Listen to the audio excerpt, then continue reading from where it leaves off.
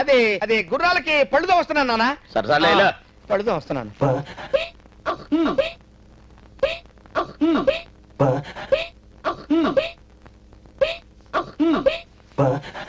When I fall in love.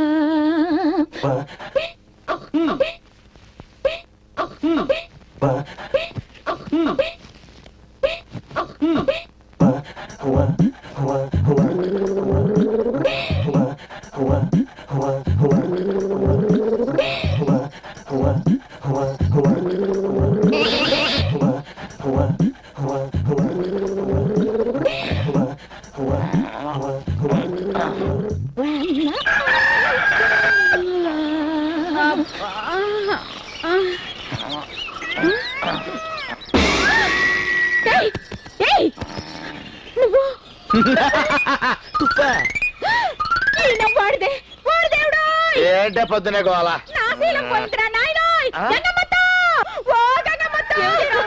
ఏమైంది?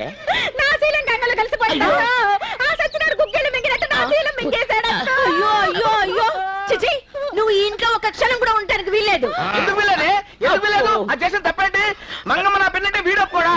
హనుమంతు నా తమ్ముడంటే నువ్వు ఒప్పుకోవా? మీ వల్ల దాని శీలం నాశనం అయిపోయింది. అది ఎక్కడ పోతే ఇక్కడే ఉంటుంది.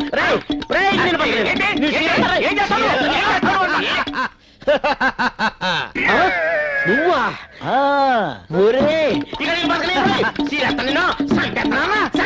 నేను అంజిబాబున్నానా? కాదు, నేను అంజిబాబుని. నేను అంజిబాబున్నానా?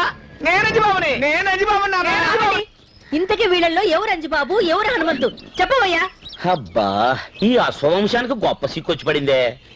వాలి సుగ్రీవుల్లో ఎవరు వాలి ఎవరు సుగ్రీవుడు అంటే శ్రీరామచంద్రుడే చెప్పలేకపోయాడు. నేనెంత గంగమ్మ. నేను చెప్పగలను.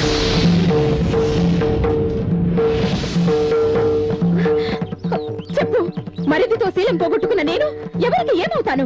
మొగుడికి మరదలినా, మొగుడి తమ్ముడికి పెళ్ళన్నా? చెప్పు. ఈ చిక్కుముడి విప్పాలంటే, ఈ చిక్కుపడిన నా జుట్టు ముడి వేయాలంటే ఈ పెద్ద మనిషి వీళ్ళిద్దరికి తండ్రినేనని ఒప్పుకోవాలి. ఒప్పుకుంటే కోసి చేతిలో పెడతా. తల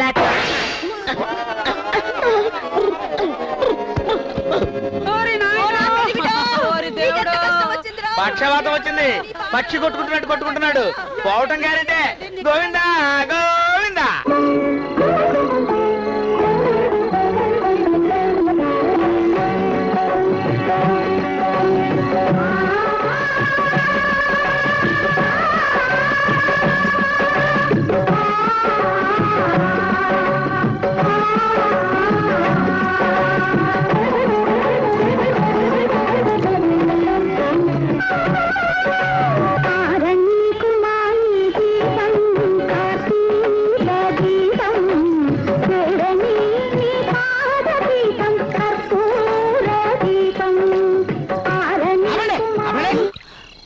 చేయాల్సిందంతా చేసి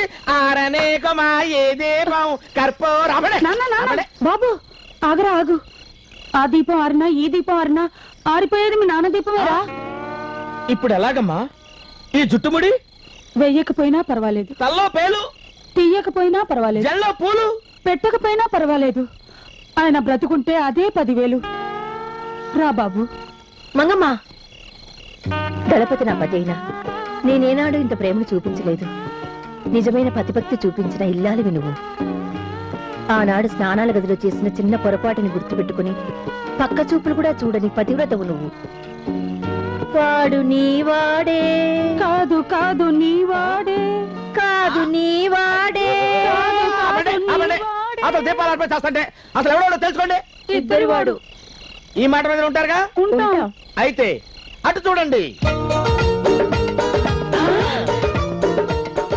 చెల్లి, అక్క, చెల్లి, అక్క, రా వెళ్దాం. ఏమండి, మీకేం కాలేదు కదా? మామకు పక్షవాతం కాదు అసలు. మేమంతా కలిసి నాటకం ఆడాం.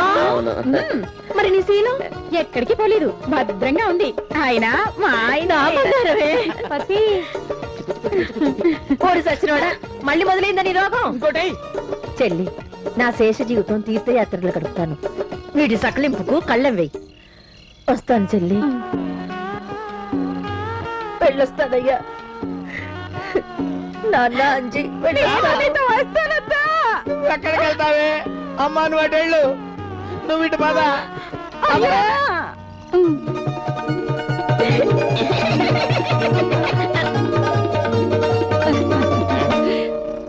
పంజాబ్ నుండి మీకు ఫోన్ వచ్చింది బాస్. మన వాళ్ళిద్దరు లేపేశారట బాస్.